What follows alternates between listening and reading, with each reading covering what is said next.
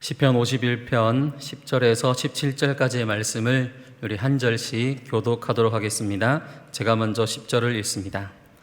하나님이여, 내 속에 정한 마음을 창조하시고 내 안에 정직한 영을 새롭게 하소서. 나를 주 앞에서 쫓아내지 마시며 주의 성령을 내게서 거두지 마소서. 주의 구원의 즐거움을 내게 회복시켜 주시고 자원하는 심령을 주사 나를 붙드소서. 그리하면 내가 범죄자에게 주의 도를 가르치리니 죄인들이 주께 돌아오리이다. 하나님이여, 나의 구원의 하나님이여, 피 흘린 죄에서 나를 건지소서. 내 혀가 주의 의를 높이 노래하리이다. 주여, 내 입술을 열어주소서. 내 입이 주를 찬송하여 전파하리이다. 주께서는 제사를 기뻐하지 아니하시나니 그렇지 아니하면 내가 드렸을 것이라. 주는 번제를 기뻐하지 아니하시나이다. 하나님께서 구하시는 제사는 상한 심령이라. 하나님이여, 상하고 통회하는 마음을 주께서 멸시하지 아니하시리이다. 아멘. 하나님이 구하시는 제사라는 제목으로 오늘 시간 말씀을 나누고자 합니다. 한국교회는 코로나19 사태 이후로 많은 어려움에 처해 있는 것이 사실입니다. 코로나가 장기화되면서 여러 가지 모임을 모인다는 것, 이것에 사람들이 불안감을 느끼기도 하고 부정적인 시각을 가지게 됩니다. 교회는 기본적으로 모임을 기본적인 원칙으로 하는데, 그렇기 때문에 사람들의 이 좋지 않은 시선에 걸려들 수밖에 없는 것입니다. 먼저 이와 관련된 영상을 한번 보도록 하겠습니다. 코로나19가 장기화하면서 개신교에 대한 신뢰도가 급격하게 하락한 것으로 나타났습니다. 설문조사는 기독교 8개 언론기관이 연합해 구성한 코로나19 시대 한국교회 신생태계 조성 미래 전략 수립을 위한 설문조사 TF팀이 GN컴 리서치에 의뢰해 지난 8월 13일부터 21일까지 성인 1000명을 대상으로 실시했습니다. 조사 결과 코로나19 이전과 이후 종교별 신뢰도 변화를 묻는 질문에 응답자의 63.3%가 개신교에 대한 신뢰도가 더 나빠졌다고 답했고, 더 좋아졌다는 응답은 1.9%에 그쳤습니다. 특히 대다수의 젊은 세대와 학생들은 더 나빠졌다고 응답했습니다. 반면 불교와 가톨릭에 대한 신뢰도는 이전과 비슷하다는 응답이 각각 86.8%, 83%에 달해 코로나19 이후 큰 차이가 없는 것으로 나타났습니다. 이번 조사에 대해 TF팀 대표 소강성 목사는 국민들이 신음하는 작은 소리조차 놓치지 않겠다며 함께 이 난국을 이겨나가자고 밝혔습니다. 네, 안타까운 뉴스인데요. 1.9%만이 좋아졌다라고 말을 하고 있는데 아마 개신교인이 아닐까 하는 추측을 해봅니다. 거의 모든 사람들이 지금의 교회를 좋지 않은 시각으로 보고 있는데요. 또 한 단체가 있습니다. 트렌드 모니터라는 단체에서 설문조사를 했는데 거기에 보면은 참 충격적인 이야기들이 있습니다. 교회의 이미지가 어떻게 바뀌었는가, 거리를 두고 싶은 혹은 사기꾼 같은, 이것이 오늘날 세상 사람들이 바라보고 있는 교회의 인식입니다.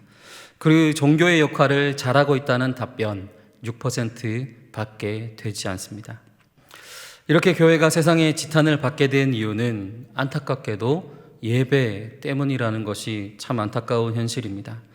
교회는 타락하거나 성직자가 부패하거나 여러 가지 지탄의 요소들이 많이 있습니다. 그런데 그런 많은 부정적인 요소들에 불구하고 우리가 긍정적이라고 이야기할 수 있는 것, 우리가 자신 있게 이야기할 수 있는 것에서 우리는 손가락질을 받고 있다는 것입니다. 한국교회 역사상 예배를 드린다는 것으로 이렇게 지탄을 받은 적이 없었습니다. 교회는 이러한 상황 속에서 이러한 문제들을 어떻게 대처해야 하는가, 그것이 처음 직면한 문제라서 참으로 어려운 시기입니다. 단순하게는 내부의 결속을 다지기 위하여서 그냥 이것을 반대하면서 끝까지 예배를 사수할 것인가, 아니면 반대로 잠재적인 성도들, 우리가 신앙의 대상인 세상을 위하여서 우리 그들의 말을 수용하고 또 그것을 어떻게 풀이할 것인지를 결정해야 하는가라고 하는 고민이 있을 수 있습니다. 또한 예배를 사수한다면 우리는 어떠한 방식으로 예배를 사수해야 할 것인지, 또 세상의 말을 반대로 수용한다면 그것이 예배에 어떠한 영향을 미칠 것인지를 우리는 많은 고민을 해야 되는 때이기도 합니다. 그러기에는 먼저 우리는 예배가 무엇인지라는 것부터 알고 있어야 됩니다. 예배가 무엇인가? 예배의 본질과 정의가 무엇인지를 바로 알아야지 우리는 이러한 문제들에게 대처할 수 있는 것입니다. 예배란 무엇입니까? 예배는 기본적으로 하나님과 소통하는 창구입니다. 예배를 통하여서 우리는 하나님과 연결되어 있음을 체험하고 증거하고 나타낼 수 있는 것이 바로 예배입니다. 예배를 통해서 교회는 교회라고 불려질 수가 있는 것입니다. 예배의 본질은 하나님과 연결되는 것이고 그것은 시간이나 장소나 방식의 구애를 받지 않습니다. 예배에서 가장 중요한 점은 누가 드리느냐라는 것입니다. 시간과 장소가 아니라 누가 드리느냐는 것입니다. 사울 왕은 블레셋과의 전투에 앞서서 그렇게 하나님께 예배 드리기를 원했습니다. 하지만 선지자 사무엘이 7일 동안이나 오지 않자 스스로 예배를 드리고 전쟁에 나가려고 했습니다. 사울 왕이 예배 드리는 것을 거부하지 않았습니다. 예배를 드렸습니다. 그런데 하나님은 그 예배를 받지 않으셨습니다. 사울 왕은 노력했습니다. 7일이나 기다렸고 하나님의 뜻을 구했습니다. 그러나 그 기간이 오지 않자 스스로 이 소중한 예배 내가 드려야지 하는 마음으로 예배를 드린 것입니다. 그런데 하나님이 그 예배를 받지 않으셨다는 것입니다. 그 사건을 통해서 우리가 알 수 있는 분명한 사실 하나는 사울이 어떠한 모습으로 무슨 죄 때문에 예배를 하나님 안 받으셨는지는 두 번째 문제고, 먼저는 예배 드리는 자가 누구인지에 따라서 하나님은 예배를 받고 안 받고를 결정하신다는 겁니다. 가인과 아벨의 예배에서도 하나님은 아벨의 예배만 받으신 것을 보게 되면서 우리는 그러한 것들을 이해할 수 있습니다. 오늘 본문 마지막 절인 17절에서도요, 하나님은 그렇게 예배를 구별한다고 말씀합니다. 17절 말씀에 보면은 하나님이 구하시는 제사는 상한 심령이라고 하나님께서 말씀하시는데요, 여기서 상한이라는 말은 히브리어로 샤바르라는 단어인데 상한, 파열한, 깨진, 부순, 으스러뜨리는 이러한 뜻을 가지고 있습니다. 그리고 심령이라고 번역된 히브리어 루하흐는 바람, 호흡, 생명, 영이라고 하는 뜻을 가지고 있습니다. 그래서 여기서 이제 루하흐는 코데시 루하흐 이렇게 하면은 성령이 되는 것입니다. 상한 심령이라는 표현을 그렇기 때문에 직역해서 이야기해 보면 완전히 부수어져서 으스러진 영 혹은 생명, 이것을 의미합니다. 하나님이 받으시는, 하나님이 구하시는 제사는 어떠한 것인가? 완전히 부서진 영, 완전히 부서진 생명, 이것을 하나님이 받으신다는 것입니다. 하나님은 완벽하게 잘 지어져 있고 잘 되어 있는 것을 받지 않으신다고 말씀합니다. 여기서 우리는 두 가지를 알 수 있는데요, 먼저는 예배 드리는 생명, 사람이 중요하다는 것을 알 수 있습니다. 그리고 두 번째로는 그 사람이 완벽한 사람, 멀쩡한 사람이 아니라 도리어 상한 사람, 으스러뜨리고 부서진 사람이라는 것을 우리는 볼 수 있습니다. 오늘의 본문 말씀들을 통하여서 우리는 이 상한 심령을 가진 사람이 어떠한 사람인지, 우리는 이 상한 심령을 가진 사람이 되기 위해서 어떻게 해야 되는지를 오늘 말씀에서 그것을 이야기하고 있습니다. 본문에서 세 가지를 추려서 보게 되는데요, 먼저 첫 번째로 정한 마음과 정직한 영을 소유한 자라는 것입니다. 오늘 본문의 10절 말씀 우리 함께 읽도록 하겠습니다. 10절의 말씀입니다. 하나님이여 내 속에 정한 마음을, 내 안에 정직한 영을 새롭게 하소서. 아멘. 우리는 먼저 하나님께서 내 속에 정한 마음을 창조하시기를 기도해야 합니다. 정한 마음을 창조하시기 전에 우리는 먼저 선행할 것이 있는데요, 먼저 부정한 것을 구분하고 제거하는 것이 필요합니다. 정한 마음이라는 것은 원어의 뜻을 보면 순수하고 흠이 없는 마음을 의미합니다. 이것은 하나님이 처음 우리를 만드셨을 때 선악과 나무를 따먹기 전에 그 상태를 의미하는 것입니다. 내가 해야 할 것은 어떠한 거룩한 행동, 거룩한 일을 만들어내는 것이 아니라 이미 내 안에 있는 가득한 무언가를 뱉어내는 것입니다. 그리고 나를 비우는 것이 필요한 것입니다. 내가 그것을 좋게 여기든 좋게 여기지 않든 어떠한 것이 있든지 나는 그것을 내어놓아야 된다는 것입니다. 내가 보기에 아주 좋은 것이라고 하더라도 나는 그것을 비워야 한다는 것입니다. 나는 내가 정한 마음을 창조하는 것이 아닙니다. 하나님이 나에게 정한 마음을 창조해 주시는 것입니다. 내가 할 수 있는 것은 나를 비워야 하는 것입니다. 이어서 정한 마음을 창조한다는 것은 내 안에 정직한 영을 새롭게 한다는 의미와 같은 것이라고 말씀하는데요. 여기서 두 가지가 나옵니다. 정직한 영을 새롭게 한다라는 말에서 새롭게 한다는 것은 쿤이라는 히브리어로 세워지다라는 뜻입니다. 정직한 영이 세워져 있다라는 뜻입니다. 여기서 또 영이라는 것이 루아흐라는 히브리어를 사용하고 있습니다. 그래서 본문을 직역하자면 성령이 세워지면 나는 새롭게 된다라는 뜻입니다. 성령이 나에게 역사하시면 나는 새롭게 된다라는 것입니다. 그래서 이 10절 말씀을 전체적으로 정리해 보자면 흠이 없는 마음으로 내 안에 성령이 세워지면 나는 하나님이 구하시는 사람, 하나님이 예배를 받으시는 그런 사람이 된다는 것입니다. 그래서 흠이 없는 마음을 가진다는 것, 그것이 또한 무슨 말씀입니까? 빌립보서 2장 5절에 이렇게 말씀합니다. 너희 안에 이 마음을 품으라 곧 그리스도 예수의 마음이니. 그래서 우리가 품어야 할 것은 예수 그리스도의 마음입니다. 예수 그리스도의 마음만이 흠이 없는 자가 되는 것입니다. 우리는 흠이 벌써 생겼습니다.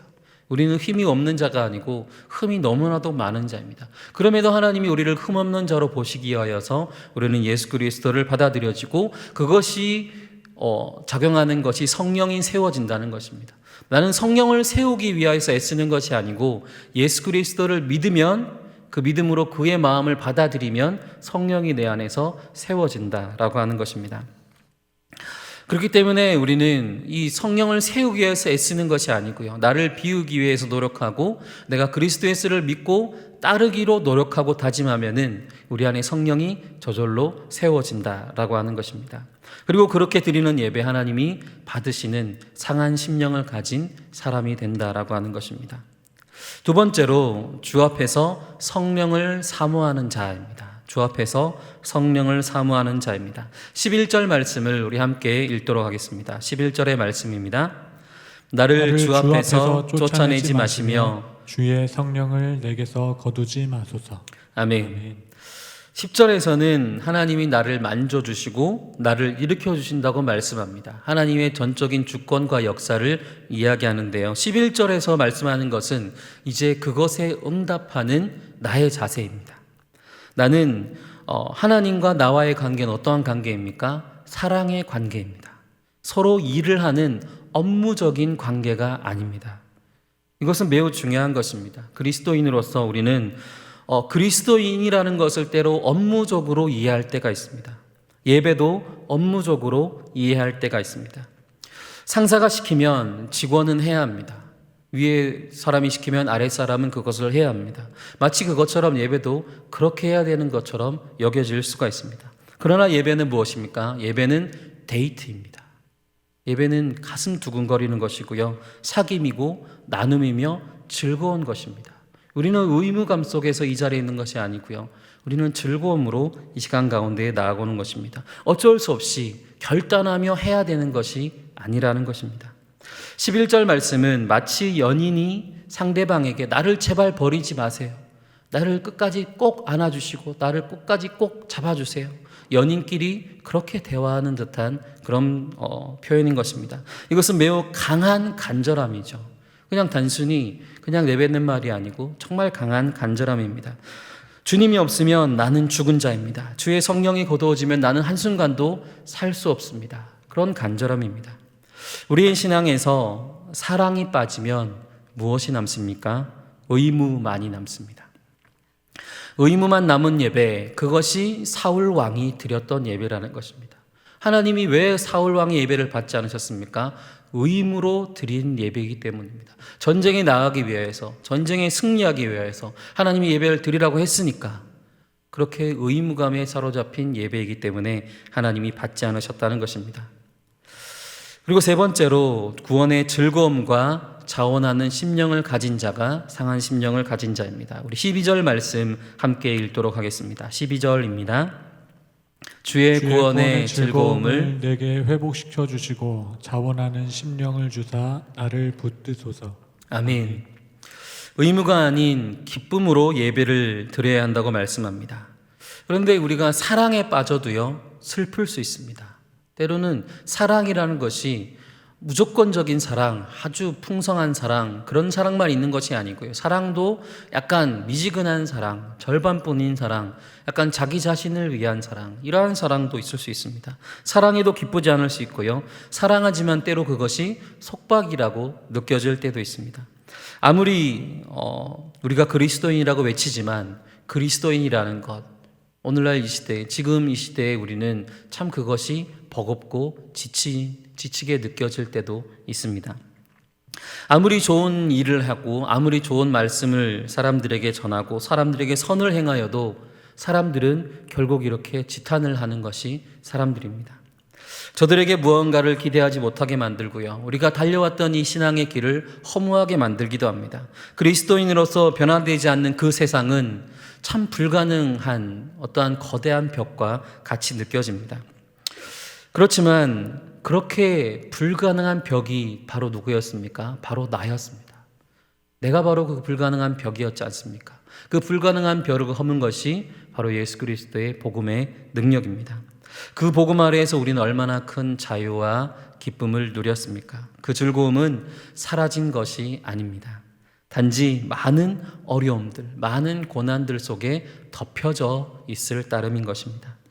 하나님이 내 속에 정한 마음을 창조하실 때에 그 어려움들이 거쳐나가고 그럴 때 그 안에 감춰져 있던 그 복음의 즐거움과 기쁨, 내가 잃어버리거나 빠져나간 것이 아니라 이미 내 안에 들어와 있는, 하지만 그것이 무언가로 덮여져 버린 그것이 하나님이 그것을 걷어내 주실 때에 다시 나타나고 드러나게 된다는 것입니다.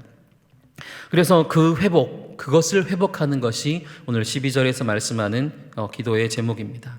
그리고 이어서 자원하는 심령이 있어야 된다고 표현하는데요. 여기서 자원하는 이라는 히브리어 단어는 나디브라고 하는 히브리어인데 자발적인, 관대한, 기꺼이 하는 이라는 뜻을 가지고 있습니다. 이것은 억지로 한다는 것이 아니죠. 억지로 하는 것이 아니고 무언가를 막기 위해 혹은 무언가를 성취하기 위하여서 하는 것이 아닙니다.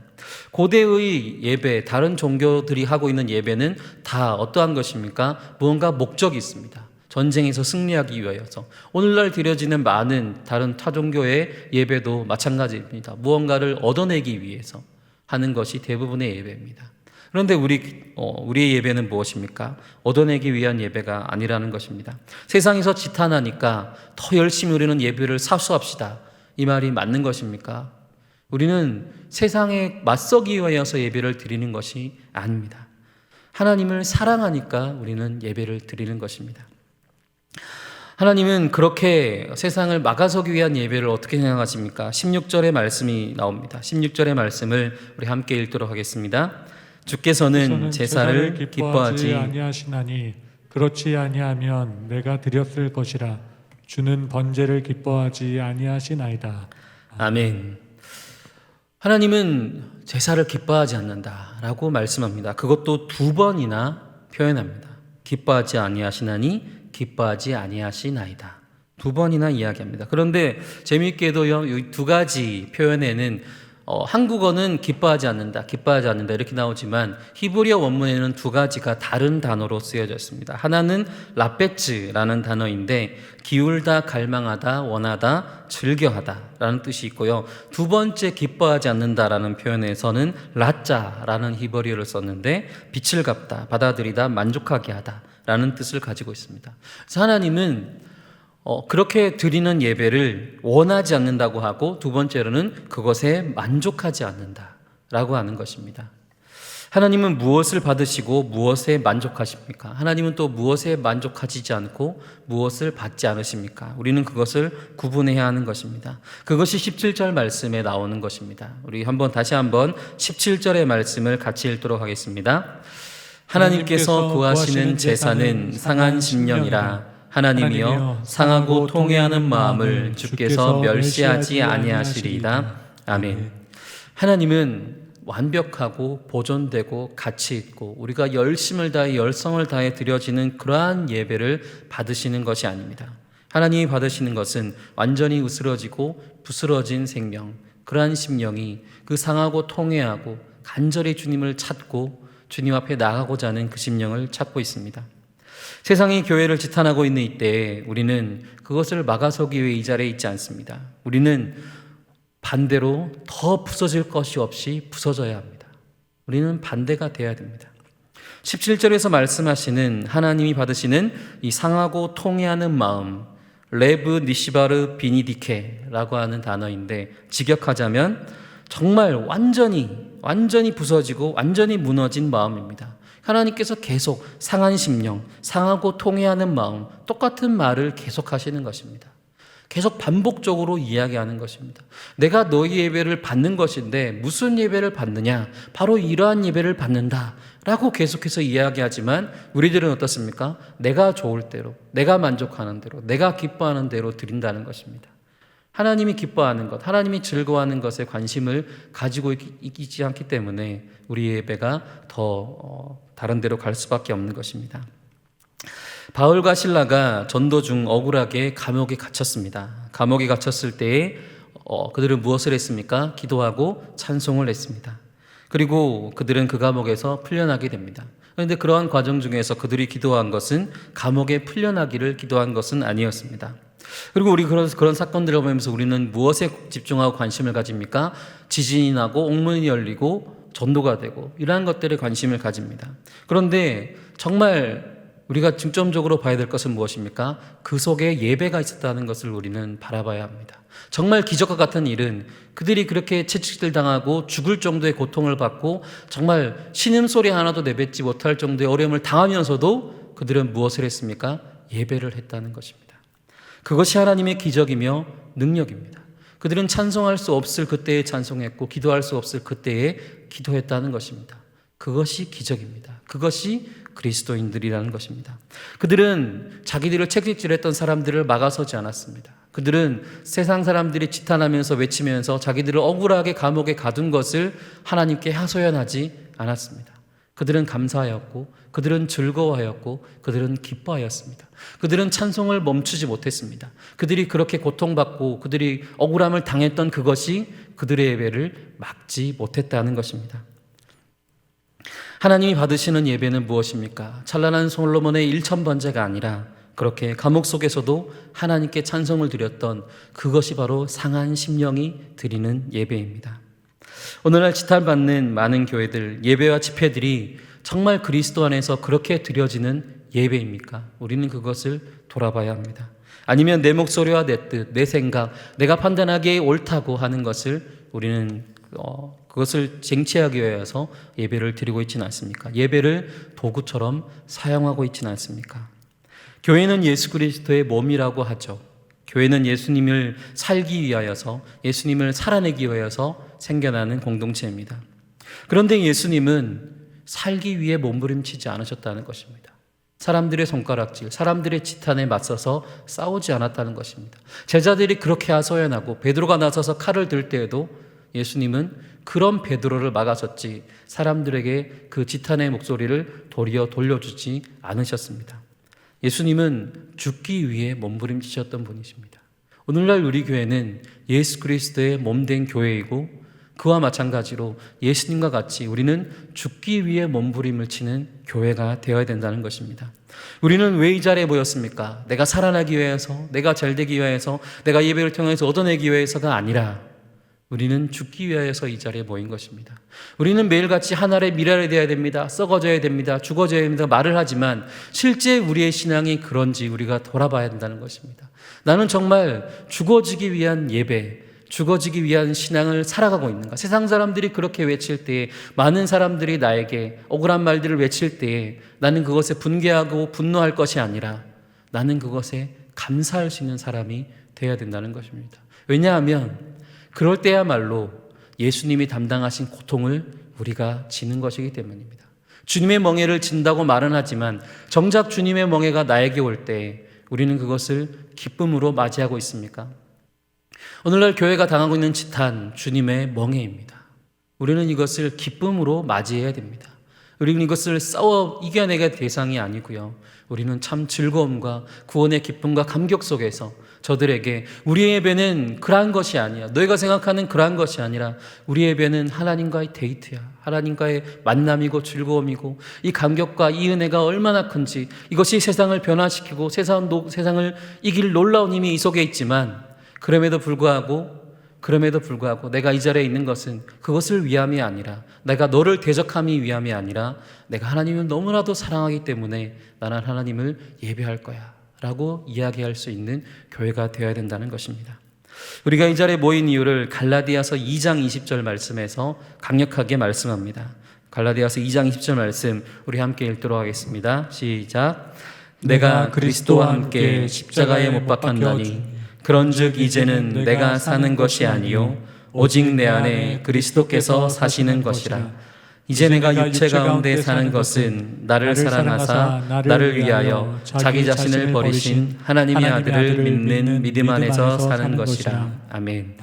한 번 더 읽을 텐데요. 나를 비우는 마음으로, 내가 정말 이 말씀이 내 안에 가득 차기를 바라는 마음으로 한 번만 다시 읽어보겠습니다. 시작. 내가 그리스도와 함께 십자가에 못 박혔나니 그런즉 이제는 내가 사는 것이 아니요 오직 내 안에 그리스도께서 사시는 것이라. 이제 내가 육체 가운데 사는 것은 나를 사랑하사 나를 위하여 자기 자신을 버리신 하나님의 아들을 믿는 믿음 안에서 사는 것이라. 아멘. 내가 사는 이유가 무엇입니까? 자기 자신을 버리신 하나님의 아들을 살리는 것입니다. 우리 교회가 살아가고 우리 교회가 움직이고 우리 교회가 나타나야 되는 것은 우리를 버리는 것입니다. 우리를 드러내는 것이 아닙니다. 우리는 오직 예수 그리스도만이 드러내고요, 우리의 모든 것은 사라져야 합니다. 우리의 모든 것은 없어져야 합니다. 오직 예수 그리스도만이 남을 때까지 우리는 없애고 비우고 또 비워야 합니다. 그럴 때 예수 그리스도만이 남은 그 사람은 하나님께서 정한 마음을 창조하신 사람이고 하나님이 성령을 세운 사람이고 그 안에서 하나님의 구원의 즐거움을 회복한 사람이고 하나님이 받으시는 사람, 하나님이 구하시는 제사를 드리는 상한 심령을 가진 사람, 완전히 부서지고 으스러지고 깨어져서 그렇게 죽음과 고통과 그 절망 가운데 있을 때라도 그럼에도 그 안에서 주님을 바라보고 주님 앞에 나아가는, 주님 앞에 온전히 서길 소망하고 세상의 사람들이 어떠하든지 오직 주님 앞에 서 있는 자라면 하나님이 기쁘게 받아주시고 세상도 그와 마찬가지로 변화될 줄 믿습니다. 이 믿음과 소망을 가지고 살아가는 우리 모두가 되시기를 간절히 바라겠습니다.